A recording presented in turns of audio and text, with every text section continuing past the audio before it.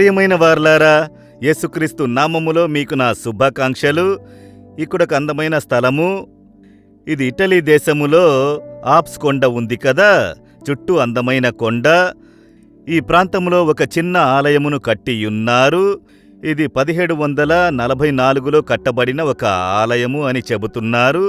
ఒక చిన్న ఆలయమే, అందులో 10-15 మంది కూర్చుని లోపల ఆరాధించగలరు. ఈ ప్రాంతంలో ఉన్న చిన్న చిన్న గుంపుల ప్రజలు ఆరాధించుటకు అని అనుకుంటున్నాను. ఇది వచ్చి వెనక బాగా కొండల ప్రాంతము. దీన్ని చూచుటకు అనేక మంది టూరిస్టులు వస్తున్నారు. సరే, ఆలయమని చెప్పిన వెంటనే దేన్ని సూచిస్తున్నది? దేవుని సమూహము. కొరింథీయులకు రాసిన మొదటి పత్రిక 1వ అధ్యాయం 9వ వచనములో మన ప్రభు అయిన యేసుక్రీస్తు అను తన కుమారుని సహవాసమునకు మిమ్మును పిలిచిన దేవుడు నమ్మదగినవాడు అని చదువుతున్నాము. మనము దేవునితో కూడా సహవాసం కలిగి ఉండుటకు, యేసుతో కూడా సహవాసం కలిగి ఉండుటకు మనం పిలవబడినాము అని వేదవాక్యము చెప్పుచున్నది. మీరు నేను యేసుతో కూడా ఒక సహవాసపు జీవితం కలిగి ఉండాలి.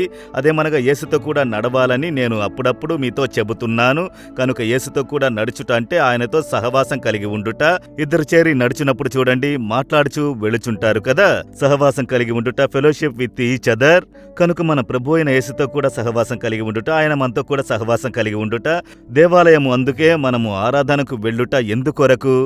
దేవునితో కూడా సహవాసం కలిగి ఉండుట. అక్కడ దేవుడు మనతో కూడా మాట్లాడును. మనం ప్రార్థన ద్వారా దేవునితో కూడా మాట్లాడుట.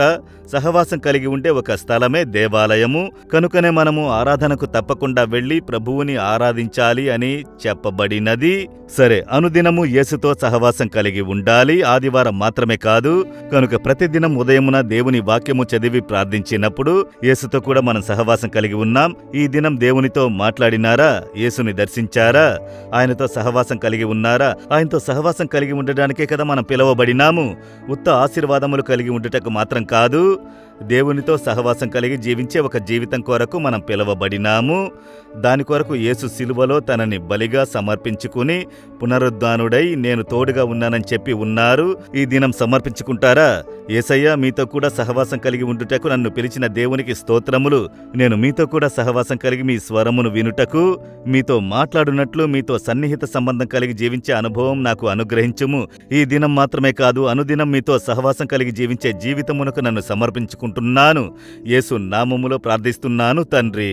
Amen, amen. Jesus redeems Telugu YouTube ఛానల్ను సబ్స్క్రైబ్ చేయండి. సబ్స్క్రైబ్ బటన్ను క్లిక్ చేయండి మరియు బెల్ బటన్ను నొక్కండి. ప్రతిరోజు కార్యక్రమ సమాచారం పొందండి.